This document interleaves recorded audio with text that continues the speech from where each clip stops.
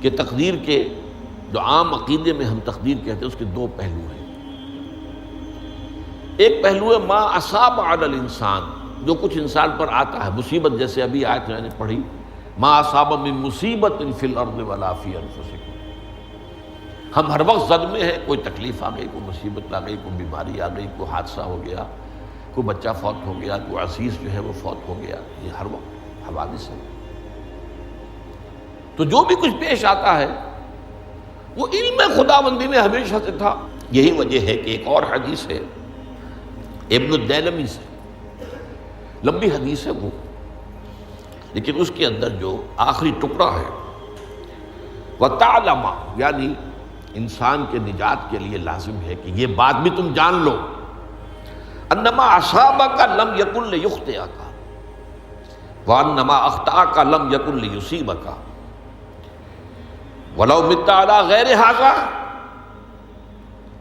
اگر تم اس کے سوا کسی صورت پر ہوگے تو جہنم میں داخل ہو جاؤ گے، لدخلت النار۔ یہ جان لو کہ جو چیز تم پر آئی وہ آنی ہی آنی تھی۔ دیکھیے ہوتا کیا ہے، کاش کہ میں اگر یوں کر لیتا تو یہ نہ ہوتا، بس یہی ایمان بالقدر کے منافی ہے۔ جو ہوا ہے وہ اللہ تعالیٰ کے ہاں تو پہلے سے طے تھا، ہونا ہی تھا۔ تمہاری کوئی تدبیر، کاش کہ میں اس وقت یہ کر لیتا، یہ لو، اسی لیے ایک حدیث میں الفاظ آئے ہیں ان کلمۃ لو تفتح عمل الشیطان، اس لو سے، کاش، اس سے شیطانی عمل شروع ہو جاتا ہے۔ کاش کہ یہ ہو جاتا، کاش میں یہ نہ کرتا، کاش کہ ہو جاتا، تو یہ نہیں۔ تعلم انما اصابک لم یکن لیخطئک، تو جان لے اس بات کو کہ جو چیز تم پر آئی ہے وہ ہرگز ٹلنے والی نہیں تھی۔ کوئی تدبیر تم کر لیتے، کوئی کسی وقت کوئی ہیلا کر لیتے، کوئی تم قدم اٹھا لیتے، کچھ بھی کر لیتے، وہ تو آنی ہی آنی تھی۔ وما انما اخطاک، جو چیز تم سے چھوٹ گئی، رہ گئی، نہیں ملی۔ ایک ویکنسی ایڈورٹائز ہوئی تھی، آپ نے بھی درخواست دی تھی، آپ کو نہیں ملی، اب آپ ہو کاش کہ میں نے فلاں سے سفارش کرا لی ہوتی، بس گئے۔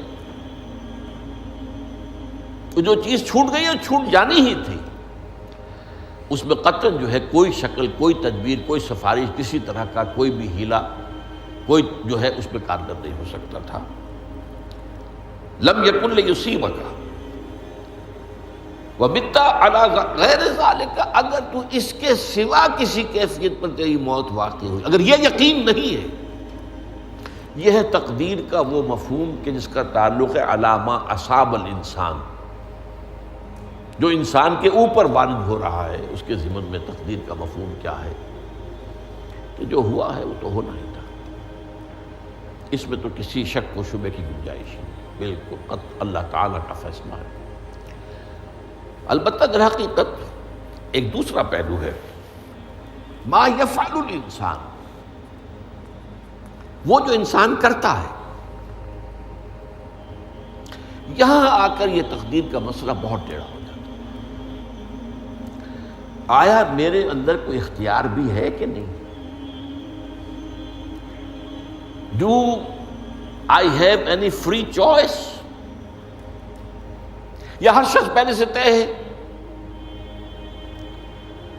تقدیر کا ایک عام مفہوم یہ ہے، اور اس مفہوم میں بھی بعض روایات بھی ہیں جو اس کی تائید کرتی ہیں کہ ہر چیز پہلے سے طے ہے، لکھی ہوئی۔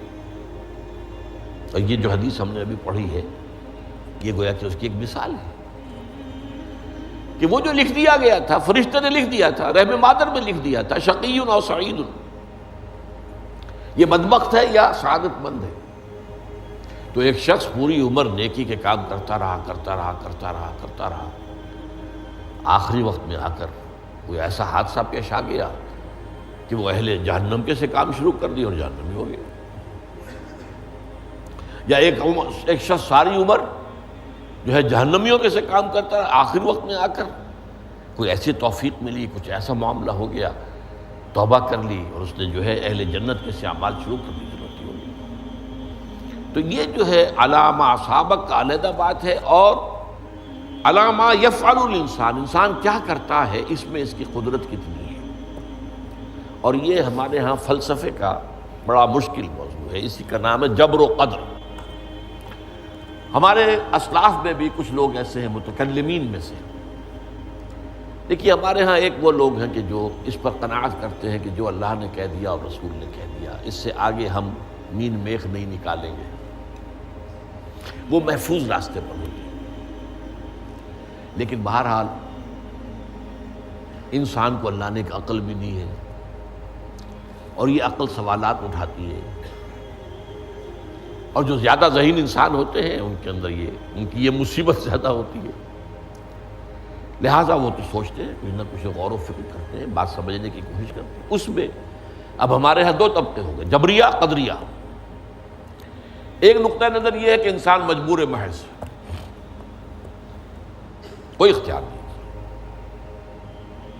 اور ایک یہ ہے کہ انسان قادر مطلق ہے، جو چاہتا ہے اپنے فیصلے میں مختار مطلق ہے، وہ فیصلہ کرتا ہے۔ انہیں قدریہ کہتے ہیں۔ تو جبریہ اور قدریہ ان کی بحثیں ہمارے یہاں، یہ وہی تقدیر کا مسئلہ جو میں نے کہا تھا، بحثوں میں آ کر الجھ جائے، آج تک حل نہیں ہوا، حل ہو سکتا ہی نہیں۔ اب اس کے ضمن میں علامہ اقبال کا ایک شعر آپ کو سناتا ہوں، وہ بہت اچھا لگتا ہے، بہت خوبصورت لگتا ہے شعر ہونے کے اعتبار سے۔ تقدیر کے پابند جمادات و نباتات، مومن صرف اللہ کے احکام کا پابند۔ اس میں انسان سے پابندی کی نفی کر دی گئی ہے،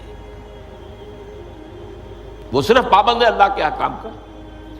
نتیجے کے اعتبار سے تو جو یہ شعر کہہ رہا ہے، جو بات وہ صحیح ہے، پابندی اصل جو ہے وہ اللہ کے احکام کی ہے، لیکن یہ کہ تقدیر کی پابندی سے انسان بھی پوری طرح آزاد نہیں ہے۔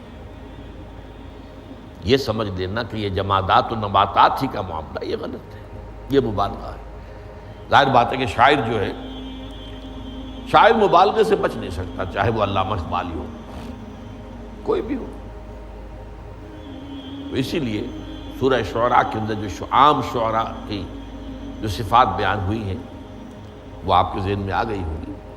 مبالغہ کرتے ہیں، فی کل واد یہیمون انہم یقولون ما لا یفعلون، وہ کہتے بھی وہ کچھ ہے جو کرتے نہیں ہیں، اور یہ بات تو علامہ اقبال پر بھی چشمہ ہوتی ہے۔ بہرحال یہ شعر ذرا پھر نوٹ کیجئے، تقدیر کے پابند جمادات و نباتات، مومن صرف اللہ کے احکام کا، کوئی بات صحیح نہیں۔ انسان بہت سے اعتبارات سے مجبور ہے۔ سب سے پہلے جو ہے انسان کے اندر ایک تقدیر نوعی ہے، نوع انسان۔ چھوٹی سی چڑیا اڑتی پھرتی ہے، انسان نہیں اڑ سکتا۔ آپ نے ٹھیک ہے مشین ایجاد کر دی، جہاز ایجاد کر لیا، آپ دوڑ رہے ہیں، 500 آدمی اور سینکڑوں من سامان لے کر جو ہے وہ جا رہا ہے، 747 ہو یا 757 ہو، یہ کر لیا ٹھیک ہے، خود نہیں اڑ سکتا۔ اب کیا کریں گے آپ؟ یہ تقدیر نوعی ہے، سپیشیز، ہر سپیشیز کے لیے اللہ نے ایک اندازہ مقرر کر دیا ہے، اس اندازے ہی میں رہے گا، اس سے باہر نہیں جا سکتا۔ پھر ایک تقدیر شخصی ہے۔ اب دیکھیے تقدیر شخصی کیا ہے؟ بعض اوصاف و صفات ہمیں وراثتاً ملتے ہیں، we have no choice۔ پہلے بھی یہ بات مانی جاتی تھی، آج جو ہے ذرا سائنٹیفک انداز میں ہم کہتے ہیں جینز میں چلا آ رہا ہے، اس جینز کو کوئی بدل سکتا ہے؟ جو جینز بھی آپ کو ملے اپنے والدین کی طرف سے، وہ آپ کی شخصیت کا ظاہر بات ہے کہ فیصلہ کن طرز پر اس کو ڈھال دیتے ہیں۔ جینز ہے، پابندی ہے۔ نمبر دو یہ کہ خاص طور پر جو گھر کا ابتدائی ماحول ہوتا ہے، ماں کی گود اور ابتدائی گہوارہ گھر کا، اس کے جو اثرات مرتسم ہو جاتے ہیں شخصیت کے اوپر، وہ بھی بڑے مستقل ہوتے ہیں، پختہ ہوتے ہیں۔ ان دونوں چیزوں کو ضرب دے لیجئے، hereditary factors multiplied by environmental factors, اس سے مل کر ایک شے تیار ہوتی ہے جس کو قرآن کہتا ہے شاکلہ۔ قل کل یعمل علی شاکلتہ فربکم اعلم بمن هو اہدی سبیلا، سورہ بنی اسرائیل۔ شاکلہ کسے کہتے ہیں؟ شاکلہ شکل دینے والی شے۔ آپ کو لوہا ڈھالنا ہے، کوئی خاص پرزہ بنانا ہے، اس کا پہلے سانچہ بناتے ہیں۔ لوہے کو پگھلا کے اس میں ڈالیں گے تو جیسا سانچہ ہوگا ویسا ہی لوہا جو ہے وہ شکل اختیار کرے، اسے شاکلہ کہتے ہیں۔ یہ شاکلہ جو ہے ہر انسان کا، اس سے باہر انسان نہیں جا سکتا۔ اس کے اندر اندر سٹرگل ہوگی، اس کے اندر اندر اس کی جد و جہد ہوگی، لیکن اس کا یہ مطلب نہیں ہے کہ اس کا کوئی فری چوائس نہیں۔ فری چوائس ہے، لیکن وہ فری چوائس انہی حدود کے اندر کام کرے گا، اس سے باہر نہیں۔ اس بات کو مختلف احادیث میں حضور نے بہت خوبصورتی سے بیان کیا۔ ایک حدیث بڑی اہم ہے، بڑی اہم ہے۔ الناس کالمعادن، انسانوں کی مثال بھی معدنیات کی سی ہے۔ اب سونے کی معدنیات میں سے سونے کی جو اور ہے، اب پتہ نہیں اردو میں مجھے معلوم نہیں اور کا ترجمہ کیا کرتے ہیں عام طور پر، لیکن جانتے ہیں اور وہ کچی دھات جس سے کو صاف کر دیتے ہیں تو پھر وہ دھات جو ہے خالص شکل میں سامنے آ جاتی ہے۔ سونے کی اور سے سونا بنے گا، چاندی کی اور سے چاندی بنے گی، سونا تو نہیں بن سکتا، جتنا چاہے صاف کر لیں، وہ اور تو مستقل۔ الناس کالمعادن خیارکم فی الجاہلیت خیارکم فی الاسلام، جو تم میں جاہلیت کے دور میں، پری اسلامک دور میں جو بہترین تھے وہی اسلام میں آ کر بہترین ہوئے۔ وہ اور سونے کی تھی وہ صاف ہو گئی ہے، اور سونا جو ہے وہ نکھر کر خالص سونا بن کر آ گیا ہے، اسلام نے صاف کر دیا۔ وہ چاندی کی اور تھی، اسلام نے اس کو صاف کر دیا ہے، وہ نکھر کر چمکتا ہوا جو ہے وہ چاندی بن گئی۔ لیکن یہ کہ اذا فقہوا، البتہ پھر اس میں ایک اضافہ کیا حضور نے، جبکہ ان کے اندر دین کا فہم داخل ہو جائے، تو یہ کہ جو بہترین پہلے تھے وہی بہترین اب ہوں گے۔ اسلام لانے سے پہلے بھی بہترین ابو بکر تھے، اسلام لانے کے بعد بھی بہترین ابو بکر۔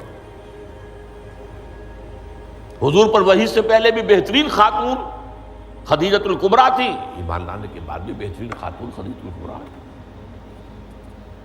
اور دوسری حدیث سنیے، عن ابی الدرداء رضی اللہ تعالی عنہ قال بینما نحن عند رسول اللہ صلی اللہ علیہ وسلم، اسی حال میں کہ ہم ایک روز ہم حضور کے پاس تھے، نتناکرون ما یکون، اور ہم ذرا سوچ رہے تھے کیا کیا کچھ پیش آنے والا ہے دنیا میں۔ اذ قال رسول اللہ صلی اللہ علیہ وسلم، جبکہ حضور نے ہم سے ایک بات کہی، بڑی غور سے سنیے۔ اذا سمعتم بجبل ان زال عن مکانہ فصدقوہ، اگر تم یہ سنو کہ کوئی پہاڑ اپنی جگہ سے ٹل گیا تو مان لینا۔ وَإِذَا سَمِعْتُمْ بِرَجُلٍ تَغَيَّرَ عَنْ خَلْقِهِ فَلَا تُصَدِّقُوهُ، اور اگر تم سنو کہ کوئی شخص جو ہے وہ اپنی سرشت سے، اپنی جبلت سے بدل گیا تو کبھی نہ ماننا۔